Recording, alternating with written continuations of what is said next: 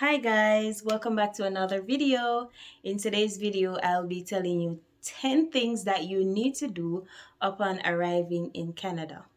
If you are new, don't forget to hit that subscribe button. If you are a returning subscriber, don't forget to hit that post notification bell so that you do not miss an upload. Don't forget to hit like so that I can know if you enjoy videos like this, and feel free to drop a comment.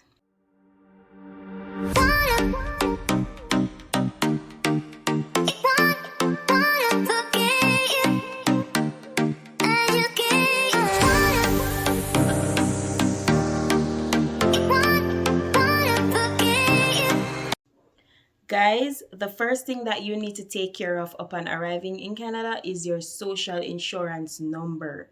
It is very important. It will be necessary if you are to get a job. To take care of that, I will leave a link in the description down below that you can use to access all the information that you need, as well as places that you can go to do it and how to set an appointment. Because when I did it, it was appointment based, but just to let you know, you are going to need your passport as well as your immigration documents such as your work permit or your study permit.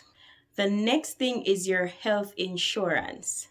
That is very, very, very important. As a student, especially, you are gonna need your health insurance. So what I did to sort out my health insurance, I just dropped in Google health insurance Saskatchewan, and then it tells me what to do, documents needed, if I could do it online or otherwise. So guys, I encourage you to do the same. Remember that every province is different. Also, find out if health insurance is immediate in your province, because for some province you will have to wait a period of time, or I heard, I'm not sure if it is true, that I think you have to work or your partner has to work or something like that for some other province. But for Saskatchewan, it is immediate. And so as soon as I came here, I just went online. As soon as I had an address, I used my quarantine address. And then I went on as soon as I found a place for myself, and then I changed the address. So as soon as you have an address, you can just use it, well, if your province allows that, and then you can later change it. And to do that process, I needed my passport and my study permit slash work permit for my husband. So just find out all the documents that you need and ensure that you upload them. If you miss a document or if you made a mistake with a document, they might send it back, and then by the time you upload it, that will just draw the entire process. So ensure that you send the correct documents and that you send everything on the first try. The next thing, guys, is your bank account. Let me tell you something. This is very important, because if you're gonna work, you need an account for your money. So take care of your bank account as soon as you can. I did mine while I was in quarantine. I just went online and I applied to open an account. There was a list of the types of accounts and all of that. And so I chose a student account because it has a lot of benefit. Read up on it. If you need any advice, you can always arrange for a call. They will call you to explain everything that you need. Pretty much the banks are more or less the same. I chose CIBC because I was with another bank from my home country and I didn't like the experience. I was like, but I was still gonna go with that bank. But why I changed is because I was gonna go with that bank because my money was in that bank. My money to spend here in Canada was in that bank. So I was like, this would facilitate easy transfer. So I was gonna use that bank. But then I realized that my experience with them was not that good. So why not give another bank a try? And when I read all the things, when I compared all the banks, I realized that CIBC, they love to give money. So I was like, why not go with CIBC? Free money is good. So yeah, but the banks are pretty much the same. So you can just choose one. So the next one, guys, is accommodation. You can, in fact, you can in fact arrange accommodation from your home country. So like if you know anybody, you can have them arrange it for you, or if you don't know anybody, you can just type accommodation in whatever region you're going to, and then you will see a list of agencies will pop up. So I did that, and then you know that you have to do further research, because anybody could come on and say, I am X agency, and they can scam you your money. So when I get the list of agencies, I say, okay, I'm going to work with 3, for example, and then I read up on those 3. Is this whatever agency a scam? Is that whatever agency a scam? And I did that for all 3 of them to see what Google says. If Google verified that they are, credible sites, then I proceed to see if there is any accommodation or apartments available, because over here it's mainly apartments. Where I am from, it's mainly houses, or at least what I'm used to.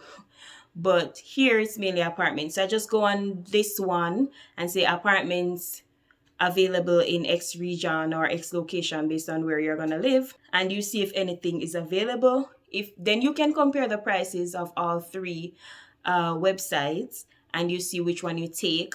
Of course, it's not just the price, it's about which one makes more sense. If the house is good, if water is included, all those factors. You will know based on what you are looking for. Or you can simply type apartment for rent in whatever your region is that you're going to, and then you can see a list of say 5 or 3 pop up. Then you compare, and of course you verify with Google if these are actual websites, if these are verified, or persons are just using them to scam. Guys, when you are doing your accommodation, please be careful. Okay, so after you found an accommodation, you can always call to find out if it's available around the time when you will get here. Or if you want to wait until you come here, the process is the same. You just find out from them if it is available and all of that. So say you did it when you're here in Canada. Guys, please be careful. Read all the fine print. I know sometimes we don't like to read the fine print, but ensure that you read. Because we were almost, I don't want to use the word scammed, because it was not a scam. But I'm just going to use, when we just got here, we were desperate to find somewhere because our quarantine was ending soon. We didn't have anywhere to go. We didn't know anybody, etc. So we wanted somewhere. We were desperate to find somewhere. So we found a place and we're like, okay, this is not bad. It was a little bit out of our budget, but we needed somewhere, so we're willing to work with it. Then we were like, okay, let's sign the contract, because we don't want to shop around and then we end up not getting the place. Guys, we signed the contract and we ended up finding somewhere cheaper, more central, and would make more sense based on our situation. And we contacted them to let them know that we are no longer taking the place, but we already signed the contract. Bear in mind that over here, when you sign a contract for a house, for accommodation, you have to submit. I'm not sure if it's the same for every province, by the way. I'm just saying what I'm used to. We had to submit a lot of papers to say this is us, this is our identity, and all of that. So you cannot escape anything. Anyway, we did that, and we called them to let them know that we are no longer taking the place. And they were like, but did you see in the contract that there's a non-refundable, like you have to pay a $250 non-refundable fee whether you take the place or not? I did see it, but I didn't know that contract here was so strict. Back home it was like, just something to say, or that's how we treat it. But over here it's very serious. And so I explained to the girl that I don't have $250 to give. And yes, I saw it, but I'm not taking the place. The girl was like, well, we will see what we can do, if we can work out a payment plan for you, blah, blah, blah. I was like, okay, but I don't have any money. So she said that she would call us back the next day. The next day we didn't hear from her. A week passed, we didn't hear from her. And we have not heard from her since. I hope she doesn't watch this video. But yeah, they didn't contact us. They didn't get back to us to say that we had to pay the money. Probably them did sorry for we are. I don't know. But I'm so glad, because we would have wasted $250 just like that, So be careful before you sign any contract.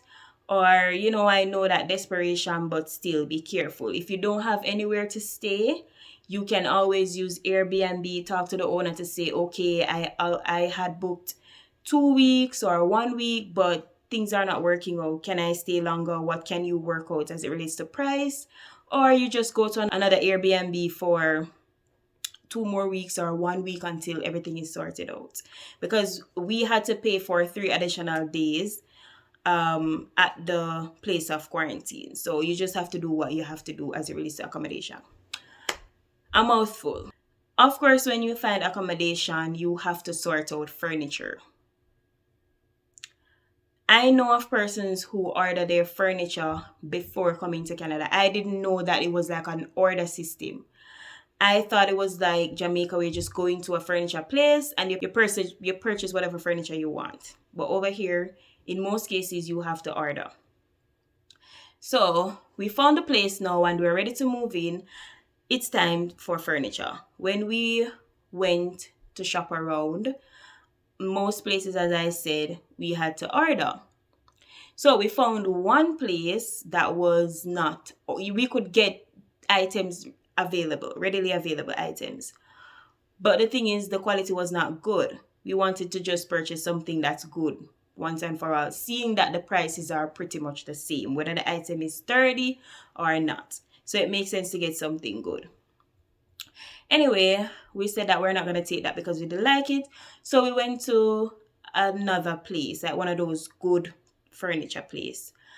But they said that we wouldn't get the furniture until late October, best case, worst case, mid-November. And this was like August, like the end of August. So we would be bedless for all this time. I was thinking we could buy a blow-up bed, but then I'm saying, why buy a blow-up bed? What are we going to do with it later?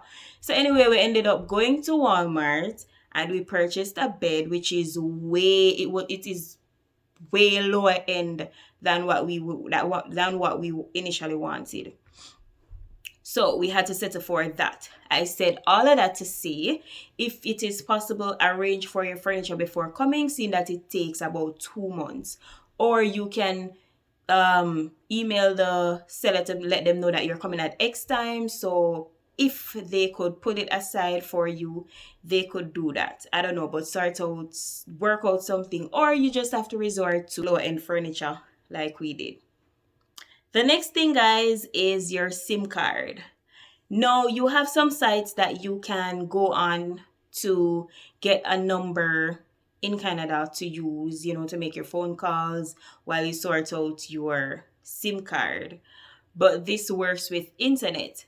While it is that internet is pretty much everywhere here, you will still, you're going to eventually need a number. So when you come, try to see if you can get that done. When you are sorting out your number, choose a company that offers discount for students or, one that is reasonable. You can choose a plan that is reasonable. If you're like me, who don't really make calls, but you have to pay for them still. You have to pay for calling, texting, and all of that. So you can choose the lowest service just to save on money. But it all depends on you as a person or what you would like in your package. But remember that the money is limited, so you have to, do what you have to do. But check a company that offers all these things at a package, your phone, internet, and all of that. I use SaskTel, which is province specific. So I'm not sure what other companies you could use in the province that you go to. But you can just always compare the packages, compare the prices, compare the discounts and all of that when you are choosing a SIM card. The next thing, guys, is your bus pass or your transportation pass. Sort that out as soon as you can. Because I'm not sure if where you are, they use money, they use card, like your payment card on the transportation, but over here you can use your card to pay for things everywhere except on the bus. They only take coins, so not even paper money. They only take coins. So imagine that. So this can be something very expensive.